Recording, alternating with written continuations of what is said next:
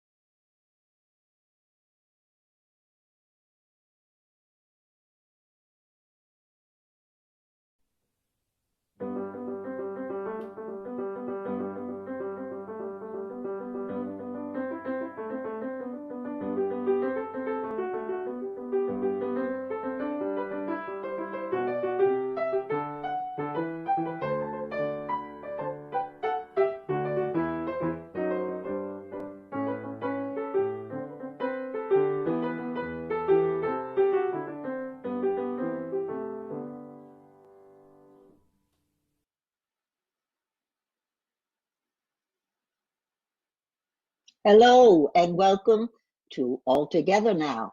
I'm your host, Bobbie Steinbach, and we are delighted that you have chosen to spend this time with us.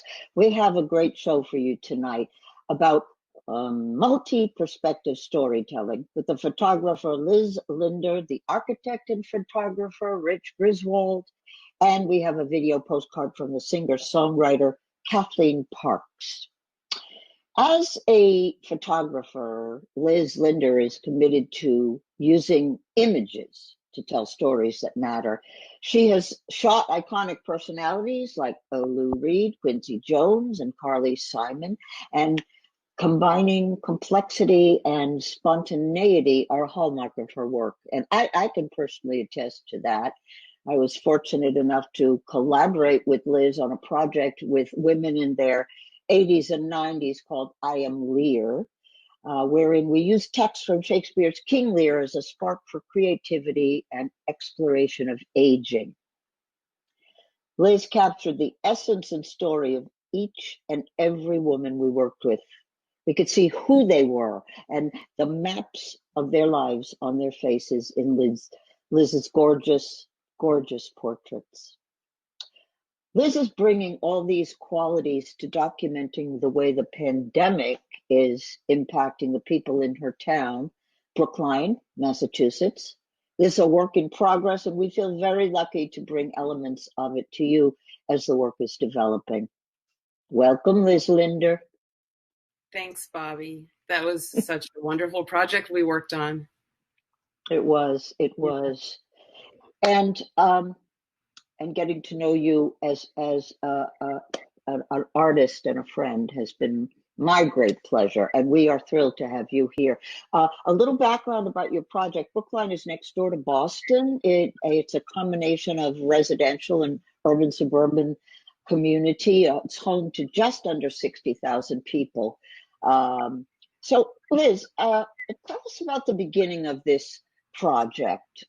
Things are beginning to shut down in Massachusetts, and what do you do? Well, I want to go back a little bit before things began to shut down, when I was out on assignments with assistants and gear, loading in and loading out of elevators. Someone would walk in and cough, and things were getting kind of provocative, and I was feeling pretty anxious. You know, do I shake my client's hand when they extend it? What do I do? And around about a week later, things started to shut down fairly quickly, and I closed my studio to the public, and we started working remotely following Friday the 13th. So that's what I did. And then the scrambling begins. And you told me you were concerned with how are we going to get through this as a community, and then you picked up your camera and started this process. And what themes started to emerge for you as you did this? Well, so a few things. So I was concerned about how I personally was going to get through it, and then how my nucleus was going to get through it, and then how my community is going to get through it, and on we expand and expand. So how I deal with everything in my life is I pick up my camera, and what I know about the best way in is to start somewhere. And in the stay where you are orders, I started where I am. And that was my block. And you know, I think I started with people working in Brookline because I'm somebody who works in Brookline, and that was where my biggest anxiety was when I began. Of course, it shifts, you know. And also, one of the things that you mentioned when we chatted previously is that so many day-to-day activities that we just take for granted suddenly became heroic.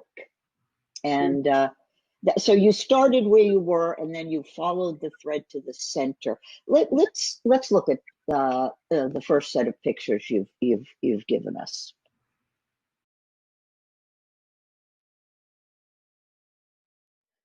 Seeing my neighbor fully masked and gloved as she ran for town meeting member made it clear there were going to be some hurdles ahead. And the small businesses I frequent either closed or scrambling to serve the community. Note an early improvised face mask.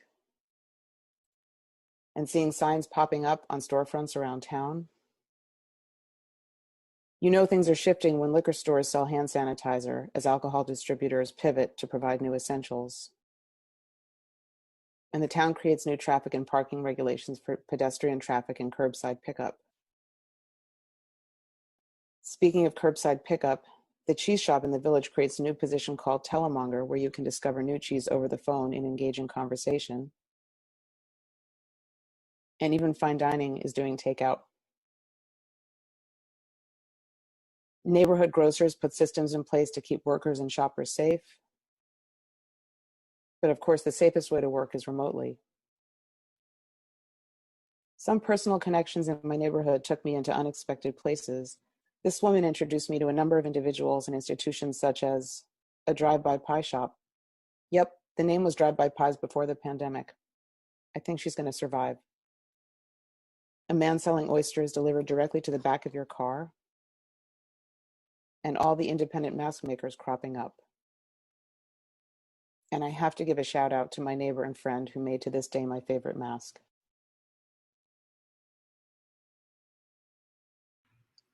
Beautiful, Liz.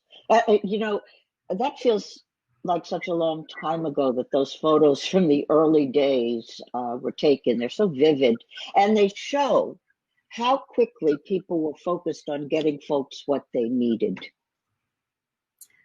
Yeah. It's so for the past couple of years, I'd say, and more expressly in the last year before the pandemic struck, I was interested in doing a portrait project on my neighborhood, getting to know my neighbors. And I was thinking of positioning it at the time as local heroes. Who are the local heroes? Who are the everyday heroes in my community? Not knowing that that would become a catchphrase for grocery store workers, delivery people, sanitation workers, frontline heroes. Anybody filling a need at this point in time became a hero because it was so frightening. There was so much unknown. The word unprecedented was thrown around. The world is in lockdown, in quarantine. You're seeing these crazy images on TV and every screen you can imagine. And so the way I quiet my own anxieties is to go into the community and see what people are doing, and that helped lift me out of the state of fear into a state of connecting and acting and chronicling, really, like preserving these things that are happening that it was hard to understand how to fit them in time. Indeed. Now, in the next phase, you actually move from scrambling, exploring, and discovering to responding. Where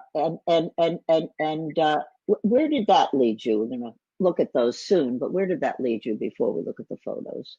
So I started I've been getting a little bit involved in the town government from, edges and the outside, really, over the past few years. And I started scratching the surface a little bit, like asking people, what do I need to do to get access to capture the municipal workers, the people who are, making the policies and making sure that they run so that the town can operate in an emergency. And it took a little while because, as you can imagine, everybody was sort of, I keep using the word scrambling, but everybody was going at it full time. It took a little while to get permission. And while I was getting permission, I was just following these different threads from neighbors, suggestions, colleagues. I'd photograph one person and I'd say, who else do you think I might want to tell this, photograph or tell the story of? And I was following this trail that finally got me permission to work with the town. And the inroad was a little bit of a mixture of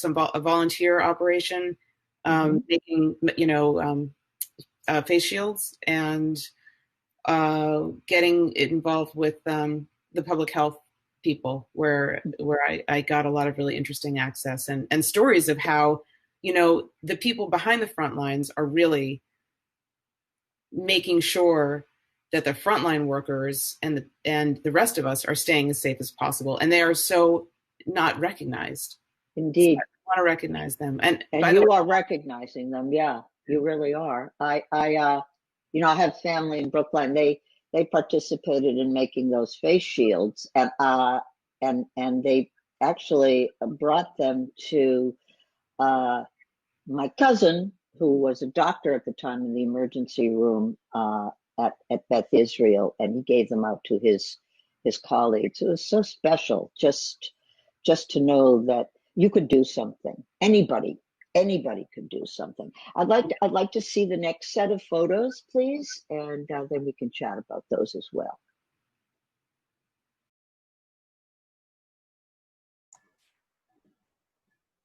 One of the things that struck me was watching individuals organize and repurpose workspace. Here's the kitchen team at a favorite local spot, while in the front of the house, a robust mask-making endeavor was going on. You could even call it COVID-inspired couture. An extraordinary project in my community was a face shield initiative built through donations and collaboration between entities, carried out by individual volunteers, and even families to deliver tens of thousands of PPE to frontline workers in need. Shortly after this, I was invited to capture a drive-through antibody screening initiative in Brookline and got the full experience. Hundreds of residents were tested that afternoon, all made possible through collaboration between organizations and individuals. Around this time, I worked with the town clerk office to photograph the absentee and early balloting process. This is just a short moment in a very long process. Signs of a new normal started to emerge with the launch of the first farmers market of the season. They collaborated tirelessly with the health department, who worked to ensure the safety and success of this event. Late one morning, I got a call from a neighbor who was heading over to a nearby hospital where a White Coats for Black Lives event was about to take place. I put on my running shoes, grabbed a camera, and got there in time for the 8-minute and 46-second long moment that is reshaping our thinking.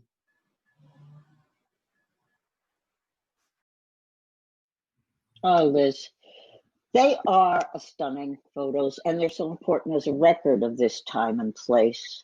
You had such great access also. So, tell me, what have you learned in this process?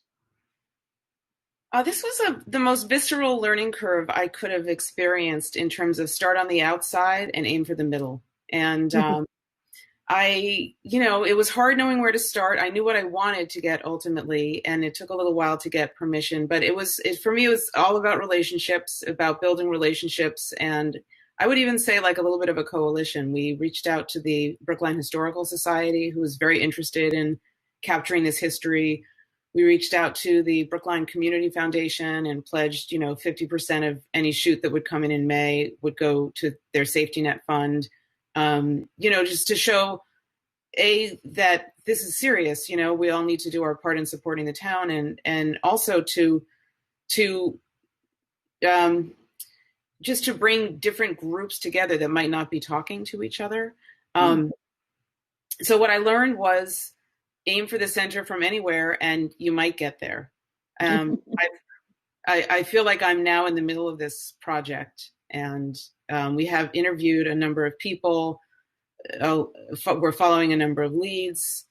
Every week it unfolds a little bit more. There's a lot of shapes it can take. And what else can I tell you? It's just so in the moment and of what's happening, because things change so quickly. And I hope you're going to preserve this. I know you might do a book, or and certainly the town will be very grateful for this journal. So, yeah. I know you have one more collection of photos for us, and can you tell us a bit about these before we show them? Okay, so these are really portraits of people, just a smattering of the portraits that I have along the way made of people in their environments, starting to work again, meeting the public, telling me about what they've been doing in usually the space that they've been doing it. And, there are so many more that we're organizing. And I just want to say, thanks to everybody who participated and helped inch this body of work forward. It's amazing when you see the collection of people and hear their individual stories. It really builds quite a tapestry. So, well, let's share those with the audience, Liz.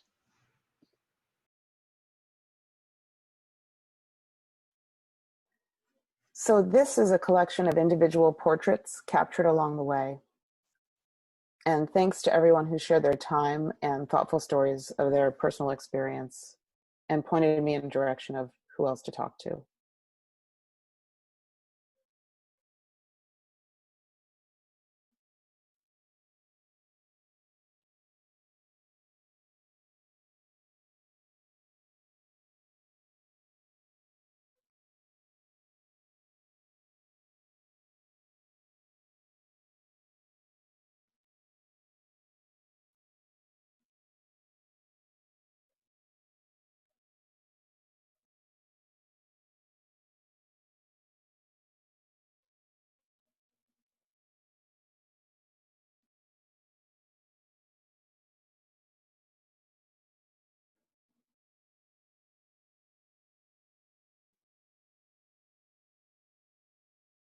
Just gorgeous, Liz.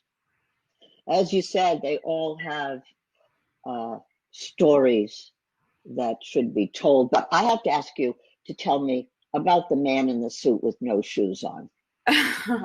Oh, that's our state rep, and that's his office, and that's the office that in this, what I'm told is a reasonably sized house, that is the room that they live in, the whole family. So what you didn't see in the frame was his wife in the foreground and his kids running in and out, bringing toys and wanting attention.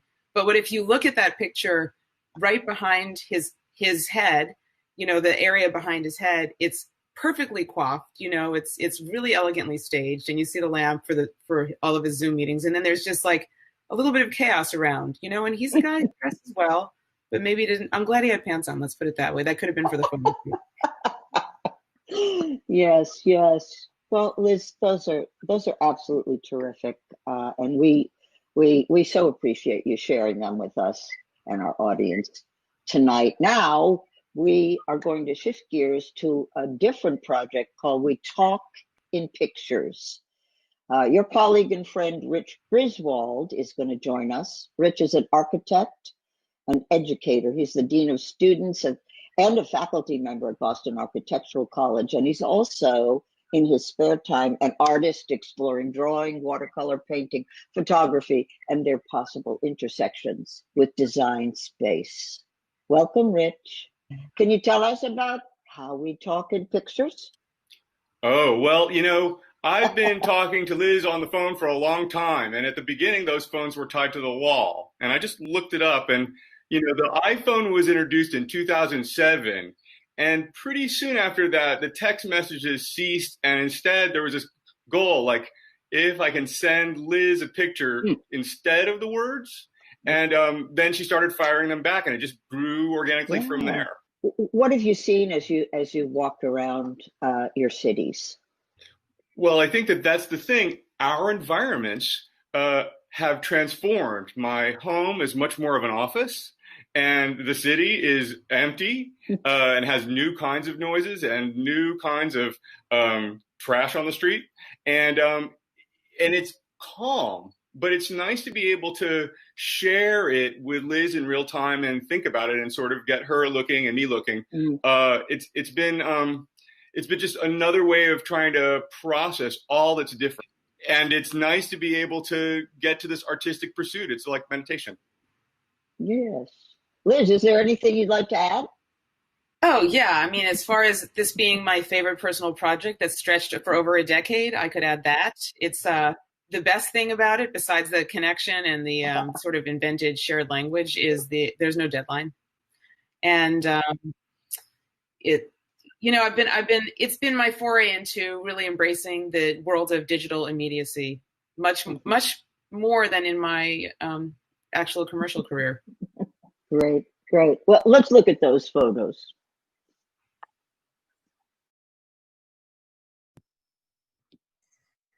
So this was an early picture pairing taken, back in an era when we could still sit comfortably across the table from each other at a restaurant. Of course, here we are having a double self-portrait in a mirror in a restroom in a local pub. And this is a cross-continent collaboration, or should we say comparison? Yep, 2 different cities, 2 different takes on how to portray a city. Maybe one of them was a little cooler than the other. I've never seen trucks look so good next to this amazing architectural space. And hey, Rich, have you ever wanted to be in an iPhone ad? Yes, and this was my big chance. I see, if you look closely, you'll see on the left-hand side of the left-hand image, that's my arm in an iPhone ad at a bus station. And I'm playing the straight person. Okay, here we go. This is the beginning of the new normal. Yeah, the beginning of the pandemic. This is my photograph of the last train leaving each night, the heavily vandalized sign, and it was the last time I took a train for 2 or 3 months. And I spotted this doorway in one of my last portrait sessions, and as it turns out, it was an ominous sign. So the new retail space. That's right. You have your omnipresent Amazon envelopes everywhere, the inverted smile in this case. And whatever else you wanted to buy on the shelves might or might not be there. And this is very quiet meets quiet. Yes, 2 walks, same day, opposite sides of town, as it turns out. And this just adds to the debate around the mask and what we say. Nobody was sure if they were going to wear one or not, and I think we are all better if we wear our masks. Yeah, keep your mask on. This is the new prophylactic. Right, I think of it as the new trash. Ever since the pandemic started, everywhere in the city seems to be littered with these, and we're seeing them in a whole new light. This is another pandemic walk as spring was springing and the streets were very, very quiet. And as you can see, we do wear our masks. That's right. Empty stores, empty streets, blue skies, a perfect spring day, except for everything that was different. And this is the new normal. Black Lives Matter. And this is another new normal. Right. Could this be a Zoom call or social distancing, or is it surveillance? Or is it inverted self-portraits doubling on a Zoom call while surveillance is happening? Yes, probably that. And another new normal is how we sign off. That's right. The new thing that you always say, and you never said it before, stay safe. So stay safe, everybody, and thanks for looking. And if you would like to see some more Talking in Pictures, you can visit wetalkinpictures.com. Fantastic. Fantastic. I laughed so hard at many of those photos. I really did. I'm curious, Liz, is there anything specific you look for in a We Talking Pictures photos, or do you know it when you see it? It's funny because it's called a We Talking Pictures picture. What would I look for to talk in a picture? With Rich in particular, I think he understands my sensibility. The fact that you found those funny and uplifting is wonderful, because usually it's the dark, anxious part of me that is taking the picture, and I'm trying to transmute it somehow in sending it to a friend who understands the deep anxiety of what it's like to live in a world where, digital technology is encroaching on everything, and we're, living between screens, finding ourselves in screens, probably being watched by the very tool that we're using to share, like private thoughts with each other. Those are the things I look for. I look for things that I can take and make beautiful, make resonant, make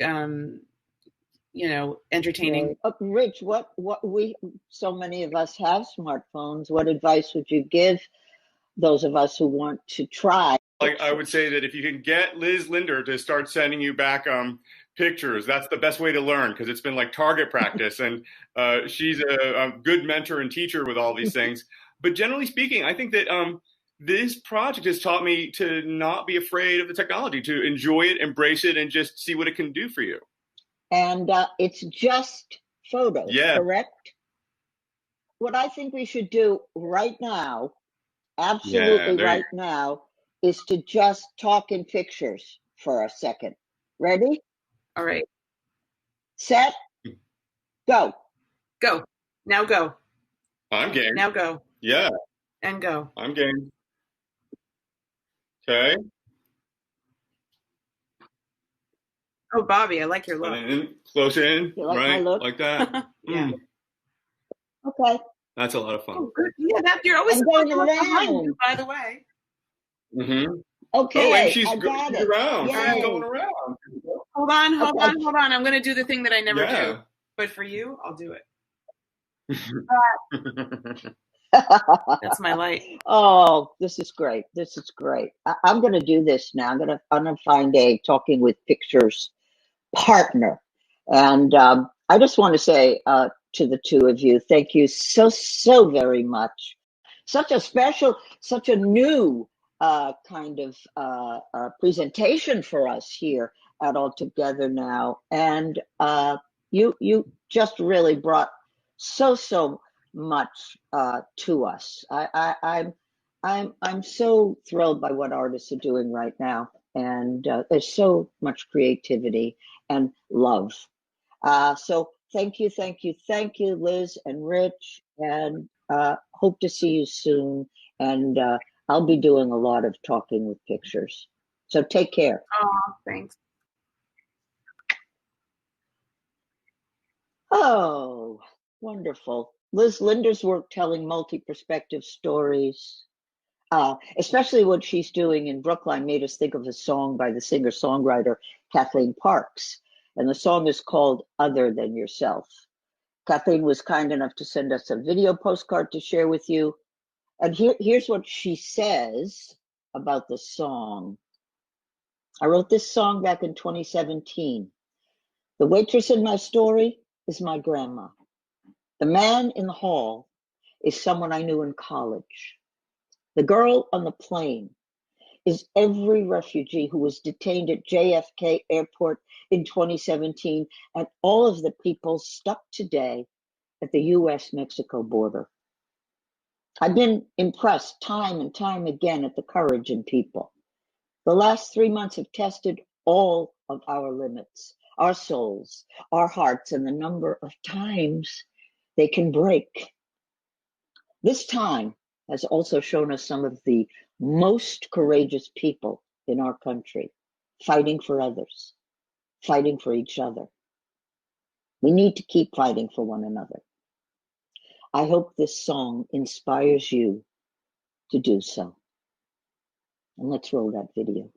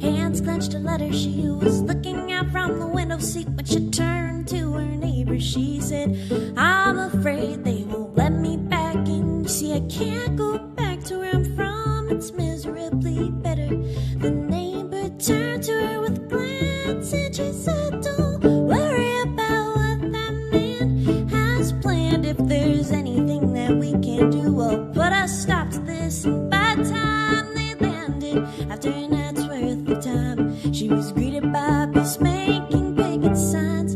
I said, what's one thing we could do to be better than the day before? To lend out a helping hand to someone other than yourself, other than yourself. It ain't hard, we can help people rejuvenate. I said, what's one thing we could do to be better than the day before? To lend out a helping hand to someone other than yourself, other than yourself, other than yourself, other than yourself. Ooh, ooh, ooh,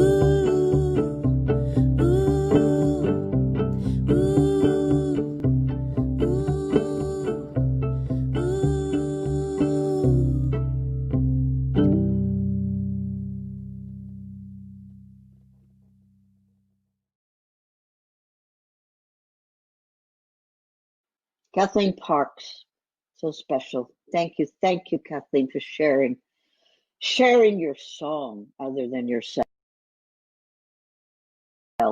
And to Liz Linder and Rich Griswold for We Talk in Pictures and Liz's work in progress documenting the pandemic in Brookline, Massachusetts. We'll be back next Thursday with my colleague and friend, the actor, director, and teacher, Christopher Edwards, to talk about personal and organizational accountability and the space art occupies in this moment of disruption and hopeful change to come in our country and in the world. Until we meet again, keep a song in your heart and hold a good thought. Good night.